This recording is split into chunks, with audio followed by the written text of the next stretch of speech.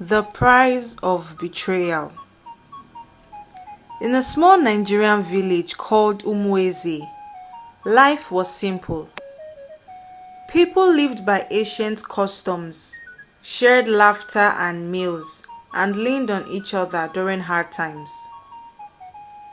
Among them was a young man named Chidi, known for his hardworking nature and loyalty.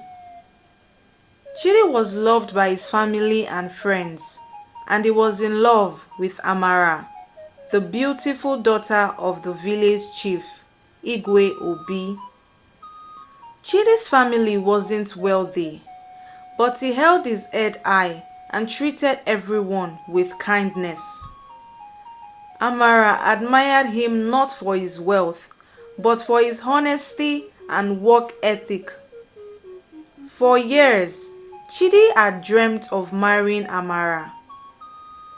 Her family's status in the community meant this was no easy task, so Chidi dedicated himself to saving for her dowry. With his heart full of hope and purpose, he took odd jobs in neighboring villages, sometimes spending months away, but always returning with a bit more money for the future he wanted to build. One day, Chidi's closest friend, Obinna, offered him a partnership on a business venture that he claimed would be profitable.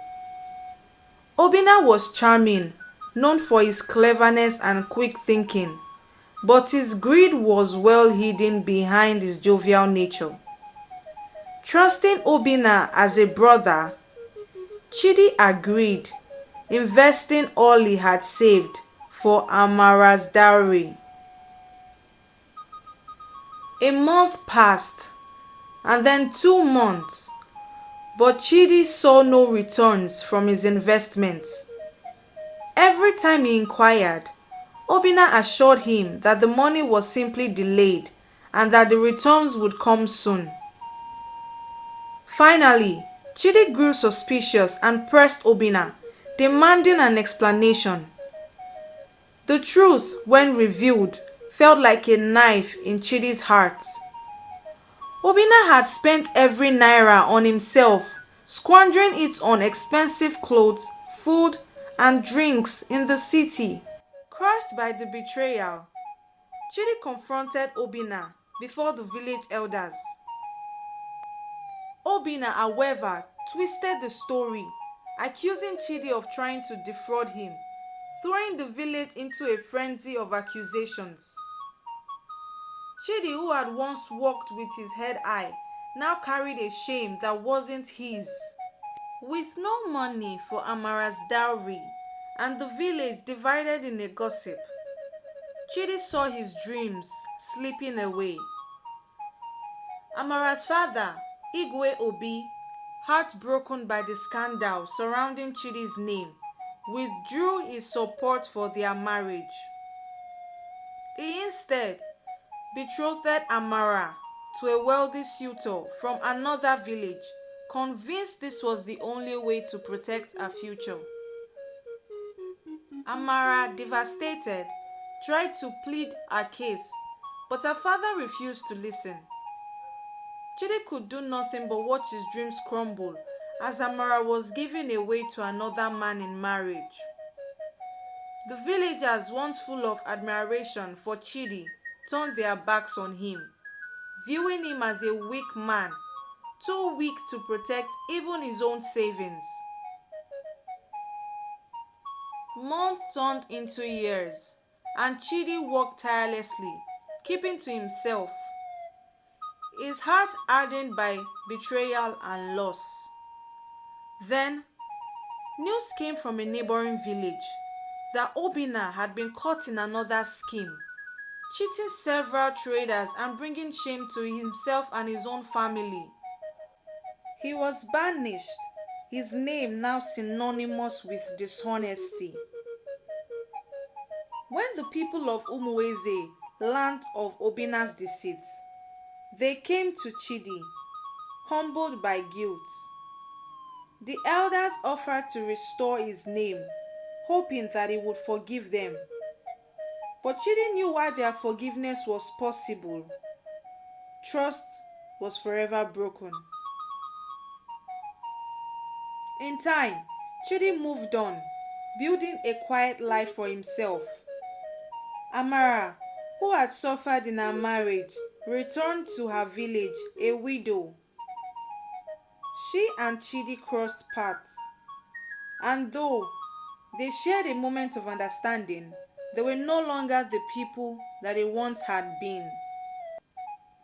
Chidi, now older and more experienced, had built a modest but comfortable life, known throughout the village for his quiet, wisdom, and steady works. Chidi remained unmarried. The loss of Amara and the weight of past betrayal kept his heart guarded. One evening, as Chidi sat outside his home, a familiar figure approached him through the twilight. It was Amara, now a little older but still graceful and beautiful, her spirit softened by the trials she had endured. She had returned to Umweze a few years ago, living quietly with her family and often helping at the village markets.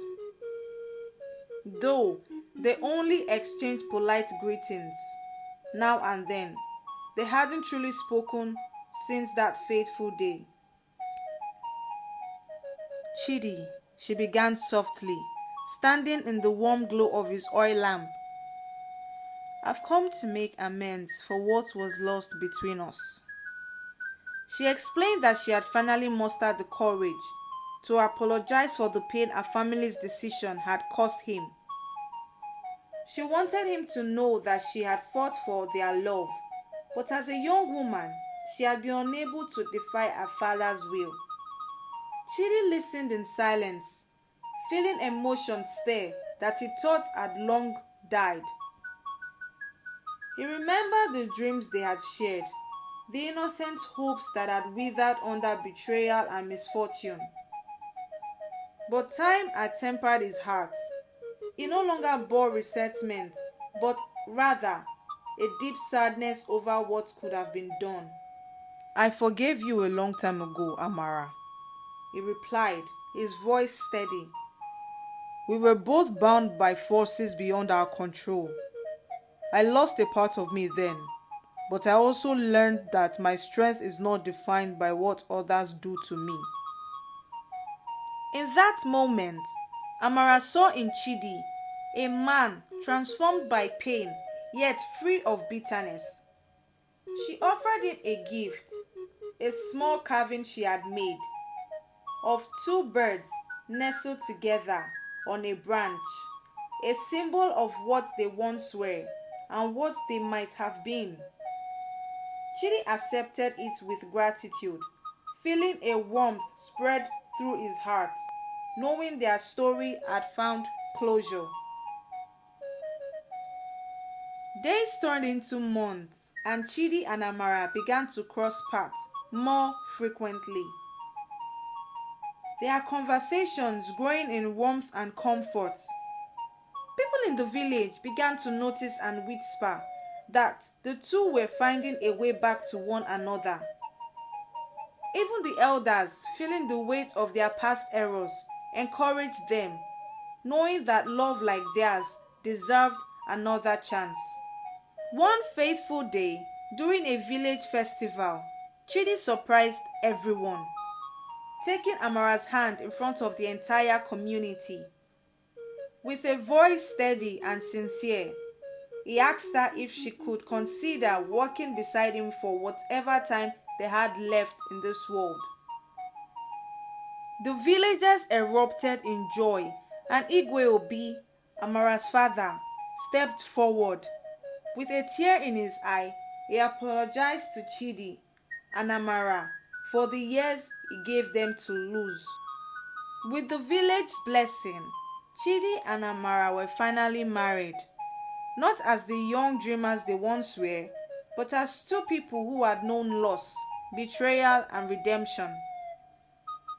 Their story reminded the village that even when life seems to take everything, some things remain worth waiting for and worth fighting for. And so, Chidi and Amara's home became a place where love blossomed anew, and where all were welcome to hear the tale of forgiveness, the price of betrayal, and the reward of enduring faith.